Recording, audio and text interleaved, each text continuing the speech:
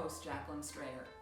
Tonight we're going to be watching the critically acclaimed 2019 film, The Farewell, and with that we're going to learn how to make the dish shrimp fried rice. For me, I'm very excited about this because I've never made this dish, and Chef Martin is going to teach us all about how to make that dish in a very simple format. So with that, I'm going to turn it over to Chef Martin for shrimp fried rice. See you in a little bit, and I'll be telling you a little bit about the film and what's coming up next. Thanks, Jacqueline, and hello everyone. Tonight we're going to be doing fried rice, and like Jacqueline said, pairing it with that great movie, very touching, The Farewell. We're going to do a couple of things. Now, get your ingredients. You have the list. I'm not going to go through that tonight. First thing you need to do is cook rice, okay? And the trick with rice is it's very easy. 2 parts water, 1 part rice, okay? So every cup of rice gets 2 cups of water. So you put 2 cups of water, you put the rice in when it is cold, all right? We're not going to add salt to this because it's going to get a lot of soy and it could be very salty. Just give it a stir. All you have to do, bring it to a boil and then simmer it for 20 minutes covered. Take it off the fire and you're good. In a saute pan or a wok, if you happen to have one, I do not. So I'm going to substitute my saute pan, a very large saute pan. Okay.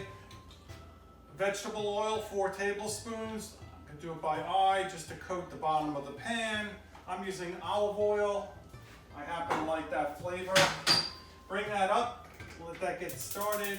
Fire going on the saute, the olive oil. We want to let that get a little hot, okay? So we can then start doing our stuff very quickly. That's the idea. Fried rice, if you see them preparing it in Chinese and Asian kitchens, they use a very high heat wok.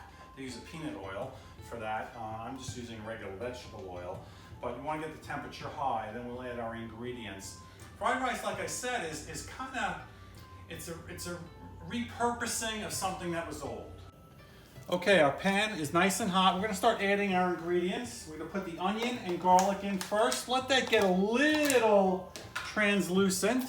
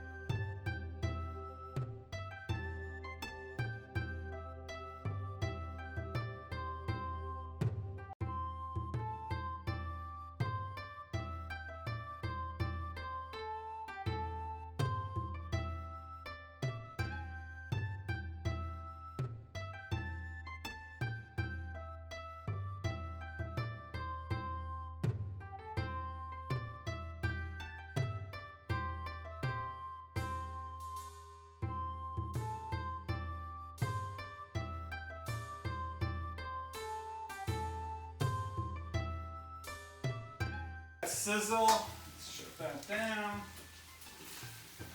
And I think very important, you can do this over the stove, next to the stove. I have a little experience in holding the pan this way, but okay. I'm gonna go back to my tongs in a second, but okay.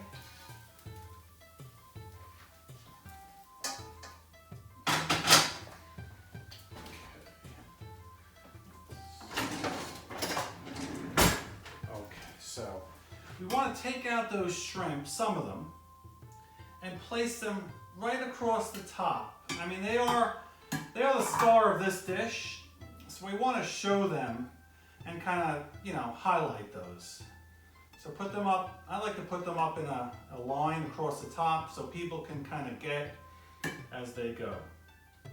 All right, very fast dish. A little preparation with the rice, but it works really well.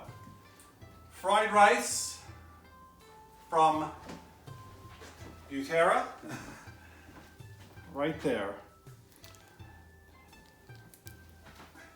All right, everyone, remember, enjoy your time. Things are changing. Hopefully we have a light at the end of the tunnel, and things will start going in a positive direction for everyone. Enjoy your food, enjoy your time, and stay safe. Enjoy the movie. Have a great evening. Enjoy the film. Back to you, Jackie. Welcome back, everyone. I hope you had a great time making shrimp fried rice. So here's my shrimp fried rice. It looks delicious and it smells delicious, but in honesty, I couldn't get all the ingredients when I went to the grocery store. The frozen food aisle was absolutely demolished of frozen vegetables, and so I couldn't get any frozen peas, and so I substituted it for broccoli. So you see little broccoli florets in my dish, as well as there were no scallions, so I used chives, and I added some mushrooms because I'm a mushroom addict. So that's my shrimp fried rice, which I'm going to be eating as soon as we're over here. So let me tell you a little bit about the 2019 film, The Farewell. Critically acclaimed, it was nominated for 2 Golden Globes and won for Best Actress for Awkwafina. The film is loosely based on writer-director Lulu Wang's own life. In fact, she talked about it in an episode of This American Life on Radio. The main character, Billy, is an aspiring writer, and she finds out that her grandmother back in China is dying of terminal lung cancer. And so the family organizes a wedding in China so that everybody can see their grandmother and bid their farewell. However, in Chinese culture, they don't believe in telling the elderly the truth about disease, and so her grandmother doesn't know that she's dying. Billy goes back to China, and the film explores her conflict with kind of the traditional view of shielding the elderly from the truth and her own viewpoint. And we see the conflict she has with her parents, her relationships with others, her grandmother, and herself. And so when I was talking about this film with my students at NYU, a number of whom are from China, they had some very specific information and to give me an understanding of how people view the issue of shielding the elderly from disease as well as family. And so one of them actually wrote something up that I'd like to share with you because I think it'll give you a better understanding of the film when you watch it. So she writes, "When I came to the United States, I knew that doctors must tell the patients their real condition. However, China has a different way to deal with this kind of thing.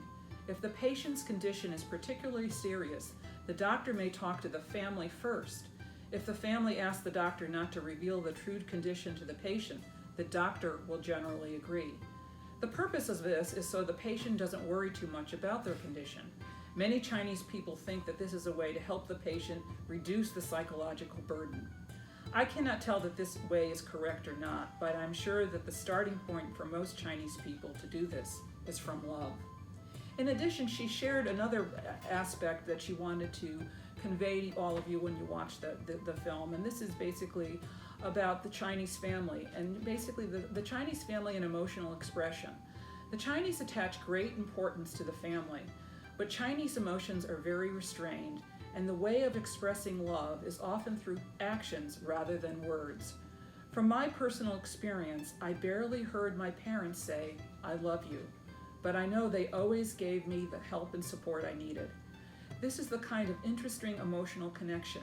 It feels alienated, but actually we are connected very closely. So I thought this was a beautiful understanding of some of the cultural elements in Chinese culture, so that when you watch the film, it will get you more deeply connected to this. So I want to thank her for that and sharing that with us. So you can download the farewell on these channels and watch it while you're eating your shrimp fried rice. Next up we're going to watch the 1990 film Home Alone. It's a classic holiday film that comes to us from writer John Hughes and director Chris Columbus. It stars Macaulay Culkin as our main character, Kevin McAllister, and has an all-star cast including Daniel Stern, Joe Pesci, Catherine O'Hara, and John Hurd. In the film, there's a scene early on where he's really agitated that his brother ate his cheese pizza. And so Chef Martin is going to be teaching us how to make the best cheese pizza ever. The week following that, we're going to go across the ocean and see my favorite Wes Anderson film from 2014, The Grand Budapest Hotel. With another all-star cast, with that film, we're going to learn how to make, you name it, Hungarian goulash. So next week, Home Alone, cheese pizza. The week following that, Grand Budapest Hotel and Hungarian goulash. And so in the interim, over the next course of the next week, I hope that all of you stay safe and stay healthy. From Team Forks and Films, all the best. Enjoy your shrimp fried rice. I know I will too.